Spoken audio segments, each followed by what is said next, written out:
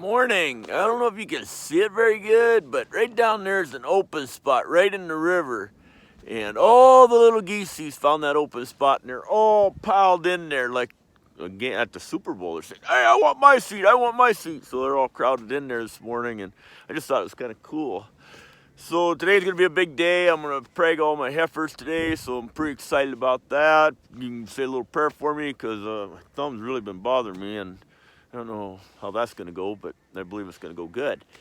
And I got to tell you, I got new glasses, and it's so nice because now I can, when I'm preaching, I can actually see. And, a lot of times I had to just memorize, like, because couldn't see my nose. That's horrible, isn't it? But got these new glasses now, so I'm happy about that. And a new scarf my granddaughter got me for my birthday, and I quit wearing scarves for a while there because I thought it was shutting off the blood to my head, and I didn't want that to happen, because I need to have my head. So and then what else? Oh, and then we went to that place where all them trampolines are, and for my birthday and my granddaughter's birthday, and had a great time, and just didn't do my knees any good. I got trouble with my knees, and it did not help that. I'll guarantee you that. But sure was fun. I'll tell you what. We just had a great time with the family, and I was on our way home, and Tina just started giggling. She's sitting in the passenger side giggling. I said, "What in the world is she giggling about?" She says, "I want to know what you're giggling about." And she turns the deal over, and she's got a picture or a video of me jumping on the tramp and then jumping into the foam pit. And I thought, my goodness, that looks like a stinking penguin jumping into the Antarctic Sea. That's what that looks like. So that wasn't looked very artistic.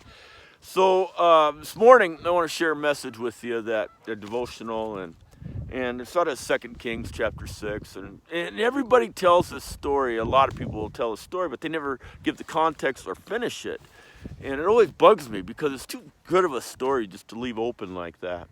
But so in 2 Kings, the enemy of Israel, Syria, is attacking them and harassing them, but all the king's plan of Syria are being foiled because there's a guy named Elisha, and it seems like he knows everything that king's going to do before he does it. And it really gets annoying. I mean, that king of Syria, he just does not think that's funny. He don't see no humor in it.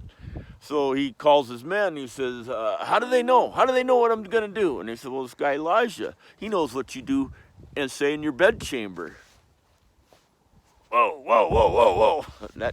I bet that got his attention. So he says, well, we're going to get him. So they went out and they figured out where he was, and they surround all the way around him. And this is where everybody starts sharing the story. This is where they pick up and they say, yeah, they surrounded him, and a servant was with him, and he tells Elisha, he says, we're surrounded. What are we going to do? And Elisha prays. He says, Lord, open his eyes that there's more for us than that are against us. And his eyes are open, and he can see all that host of heaven on chariots and horses, and realize, this thing's going to be okay. But that story continues. There's one thing to know that heaven and angels and God is watching over his children. That's one thing.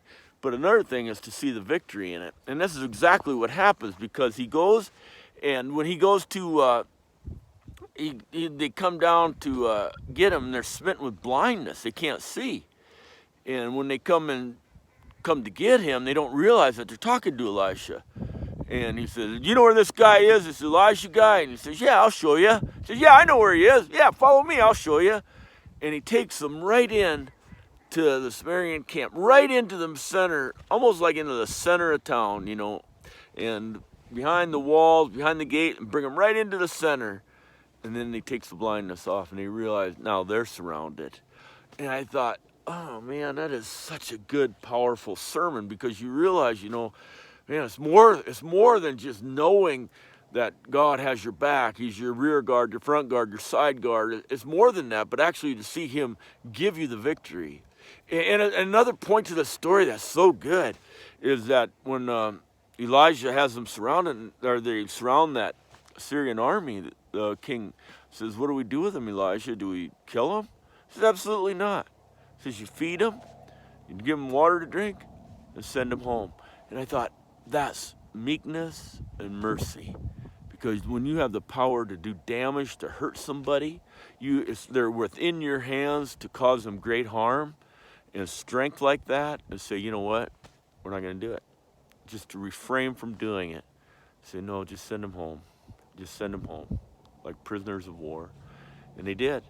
And it said that they never attacked them again. And I thought, what a message for today. You know, we can get bombarded. You know, we can watch all that stuff on TV. We can listen to all that news. We can get so overwhelmed and you know, we don't know what to do. We don't know what to say. And it's like we're just being attacked all the time, you know.